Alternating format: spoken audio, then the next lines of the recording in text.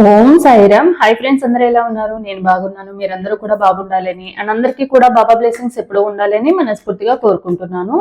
So ఈ రోజు video వచ్చేసి, మీ మనసులో ఉన్న వ్యక్తి ఎవరైతే ఉన్నారో, మీ నుండి విడిపోయిన వ్యక్తి ఏం కోరుకుంటున్నారు ప్రెజెంట్, అండ్ మీ గురించి ఎలా అనుకుంటున్నారు అనేది మనం చూద్దాము.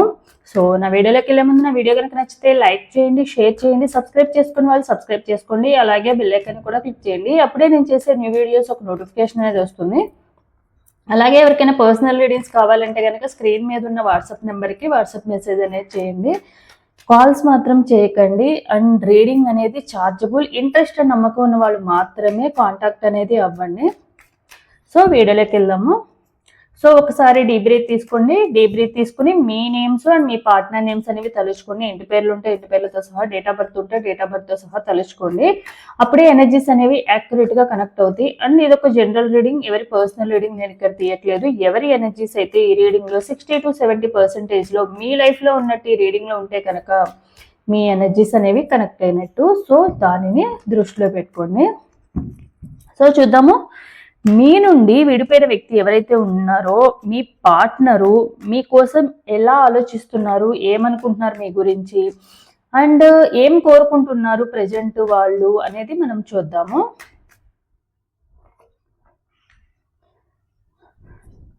Ace of swords, the moon,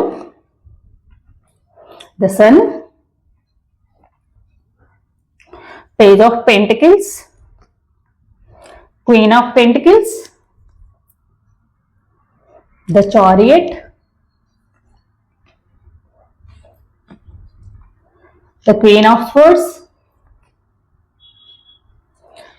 Two of Pentacles,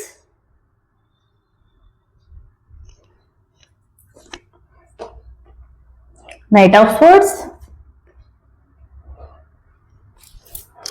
the Devil,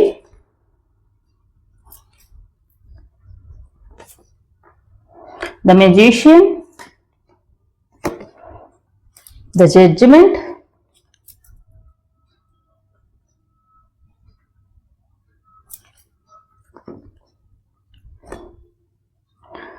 Five of Wands, King of Cups, the Strength. So present మీ వ్యక్తి ఎవరైతే ఉన్నారో, మీ నుండి విడిపోయిన వ్యక్తి ఎవరైతే ఉన్నారో, మీ గురించి వాళ్ళు ఎలా అనుకుంటున్నారంటే, ఎప్పుడు కూడా మీరు గొడవ పడుతూనే ఉంటారు అన్న ఉద్దేశంతో అయితే ఉన్నారనమాట. ఎప్పుడు మీ మాటలతో కానివ్వండి, మీరు ఎప్పుడు కూడా వాళ్ళని ఏదో ఒక రకంగా తక్కువ చేసి మాట్లాడడము, లేకుంటే వాళ్ళని కించపరిచేలాగా మాట్లాడడము, డౌట్ఫుల్గా మాట్లాడడము, లేకపోతే ఎప్పుడు ఏదో ఒక గొడవ పెట్టుకుంటూ ఉంటారు అన్న ఫీలింగ్లోనే ప్రజెంట్ అయితే ఉన్నారనమాట. ఆ ఆలోచనలోనే, ఆ మైండ్ సెట్లోనే ఉన్నారు. అంటే ప్రతిదానికి కూడా రీజన్స్ వెతుకుతూ ఉంటారు, లేకుంటే వాళ్ళకి ఎక్స్ప్లెనేషన్ ఇచ్చుకోవాల్సి వస్తుంది అన్న విధంగా అయితే వాళ్ళు ఫీల్ అవుతున్నారు. అంటే మీ దగ్గర వాళ్ళకి ప్రెజెంట్ ఎప్పుడు కూడా మీ దగ్గర వాళ్ళకి ఏం చేసినా, ఏం చేస్తున్నా, ఎక్కడికి వెళ్ళినా కూడా అడుగుతూ ఉంటారు. అండ్ రూల్స్ తీస్తూ ఉంటారు, రిస్ట్రిక్షన్స్ పెడుతూ ఉంటారు, నాకు ఎందుకు చెప్పలేదు అన్న విధంగా మీరు మాట్లాడుతూ ఉంటారు. ఎప్పుడు గొడవ పడుతూ ఉంటారు. మీ మాటలతో ఏదో ఒక విధంగా గొడవని క్రియేట్ చేస్తారు అన్న ఫీలింగ్లోనే ఉన్నారనమాట ప్రెజెంట్ అయితే.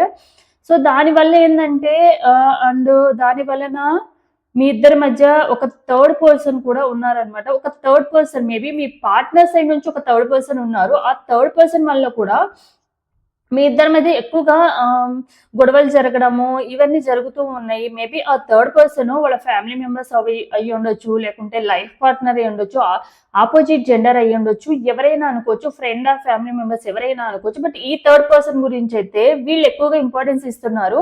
బట్ మీ థర్డ్ పర్సన్ కోసమే మీరు ఎక్కువగా గొడవ పడుతూ ఉంటారు.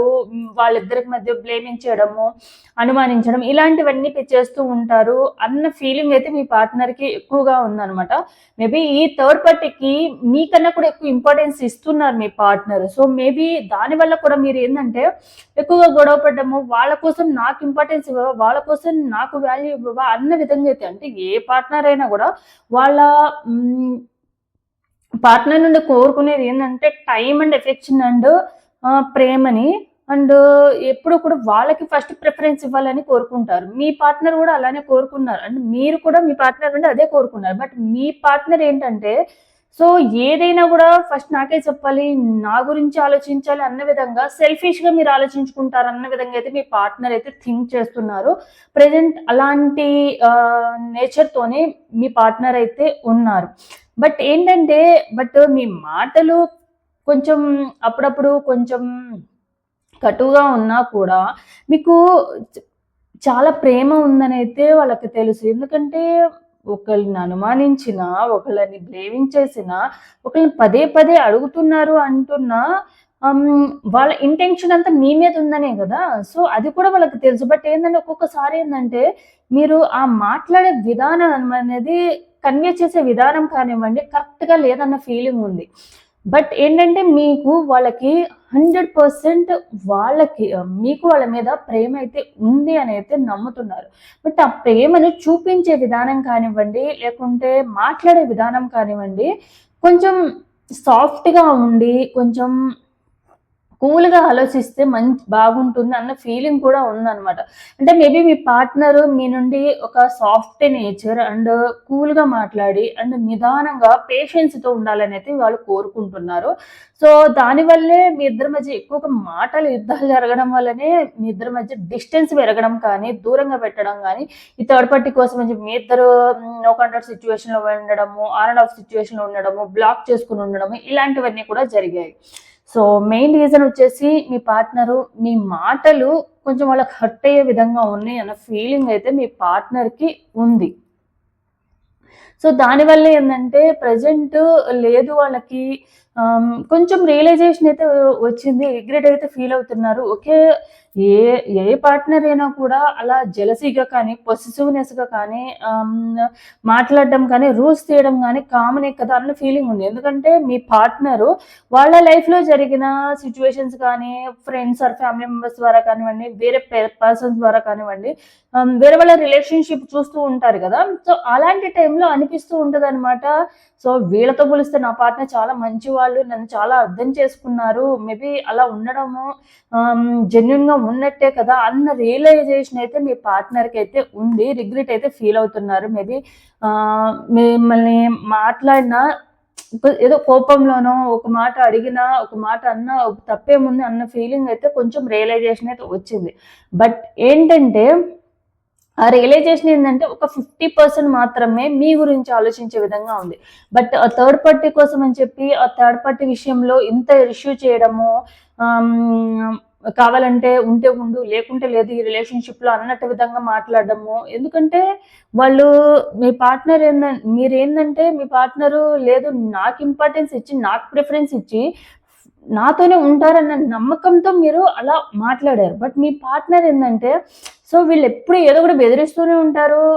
రిలేషన్‌షిప్‌లో ఉండు, వెళ్తే వెళ్ళు ఇలా అంటున్నారు అంటే వీళ్ళు ఎప్పుడు కూడా బెదిరించే హ్మ్, రూల్ చేసే విధంగానే ఉంటున్నారన్న ఫామ్‌లోనే ఉన్నారనమాట. ఒక 50% ఏందంటే లేదు రిలేషన్‌షిప్‌లో అందరు పార్ట్నర్స్ ఇలానే ఉంటారు. అలా ఆలోచించడం కూడా కరెక్ట్ అంటే కంపేర్ టు అదర్ పార్ట్నర్స్ అంటే వేరే వాళ్ళ పార్ట్నర్స్ కానివ్వండి, ఇలా వీళ్ళు కంపేర్ చేసుకున్న టైంలో వాళ్ళందరినీ రిలేషన్‌షిప్‌లో చూసినప్పుడు ఓకే. నా పార్ట్నర్ చాలా మంచివాళ్ళు అన్న ఫీలింగు నా కోసమే గదా!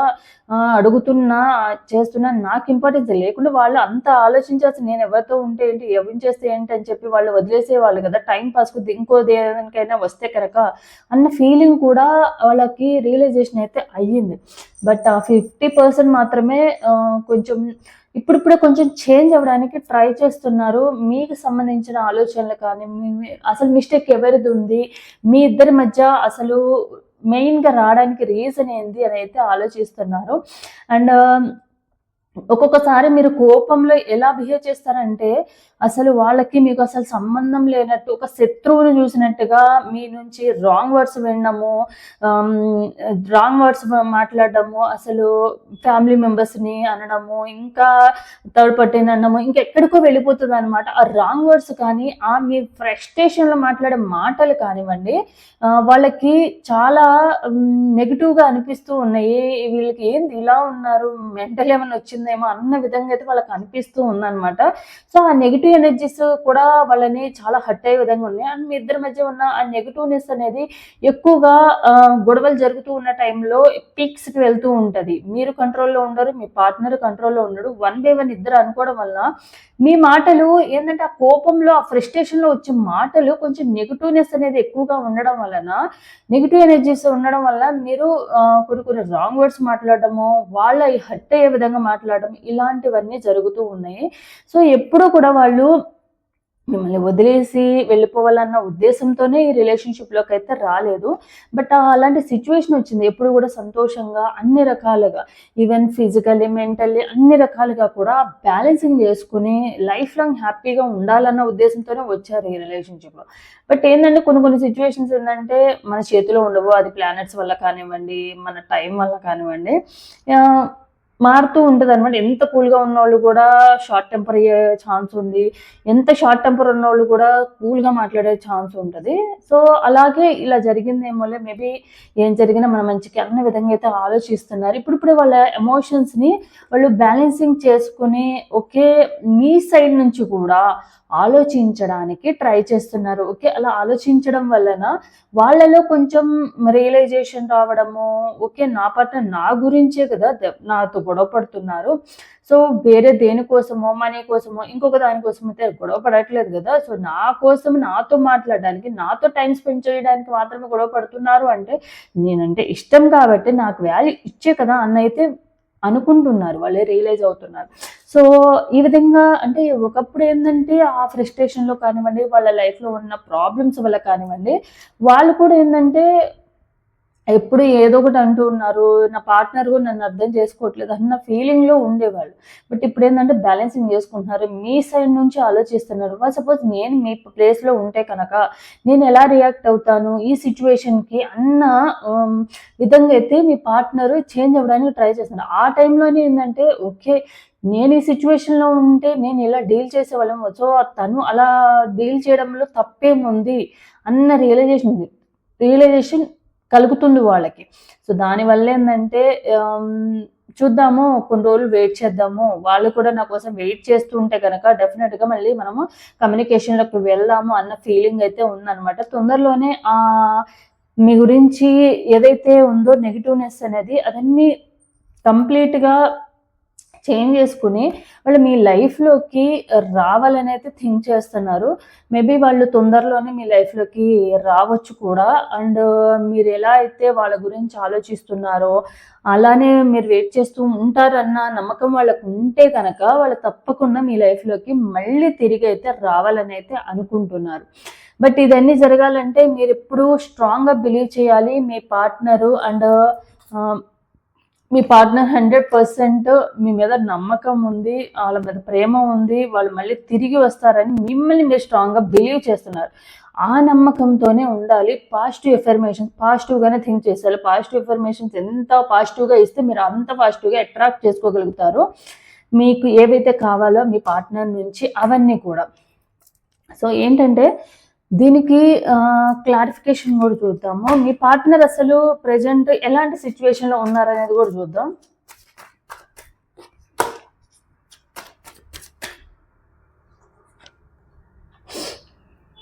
సో మీ పార్ట్నర్ ఏంటంటే ఎమోషనల్గా కనెక్ట్ అవుతున్నారు.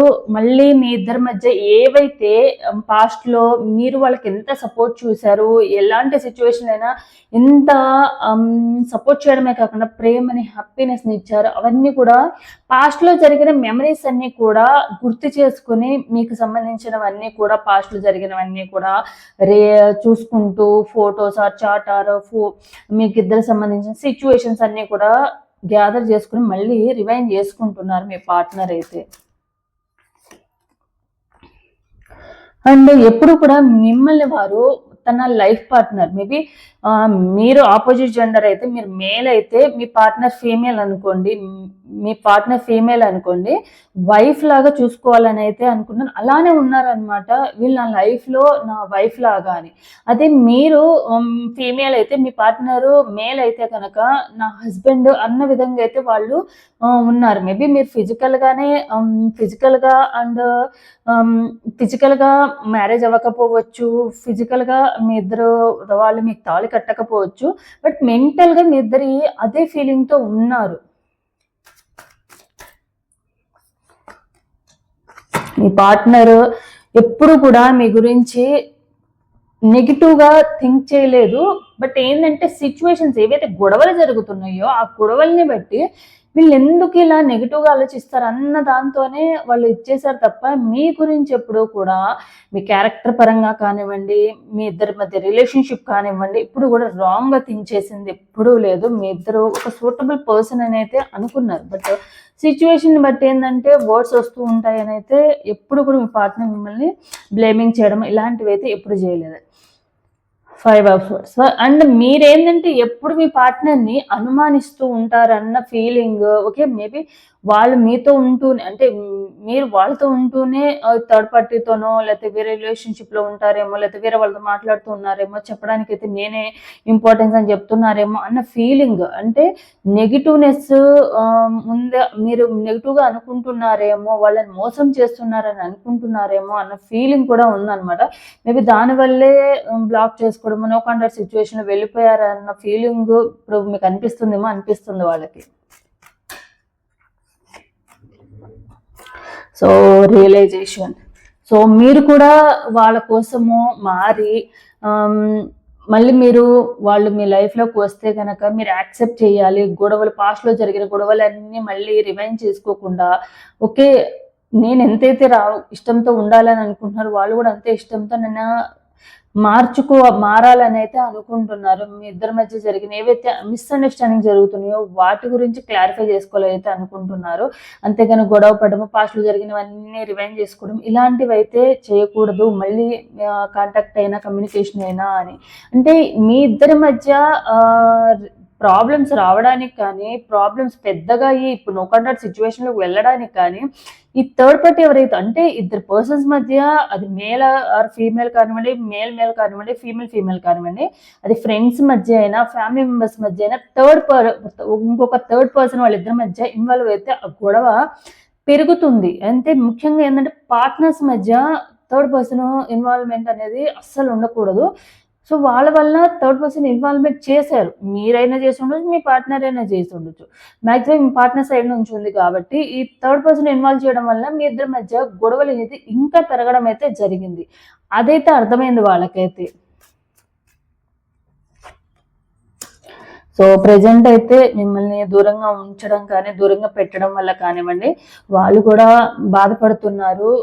ఇలా జరిగి ఉండకపోతే బాగుండు, ఒకప్పుడు చాలా హ్యాపీగా ఉన్నాము, చాలా సంతోషంగా ఉన్నాము, ఇవన్నీ ఎందుకు జరిగినాయి, ఇలా జరగకుండా ఉంటే ఇప్పుడు ప్రెజెంట్ చాలా సంతోషంగా మార్నింగ్ లేచిన దగ్గర నుంచి నైట్ పడుకునే వరకు కూడా ఎప్పుడు కమ్యూనికేషన్లో ఉంటూ చాలా అసలు వేరే ప్రపంచమే లేనట్టుగా బతికాం కదా, ఇప్పుడు ఇలా అయిపోయింది అన్న ఫీలింగ్ అయితే ఉందన్నమాట. మీ ఫ్రెండ్షిప్ కానివ్వండి, మీ మాటలు కానివ్వండి, మీతో టైం స్పెండ్ చేయడం కానీ, మీ పార్ట్నరు చాలా చాలా మిస్ అవుతున్నారు మిమ్మల్ని.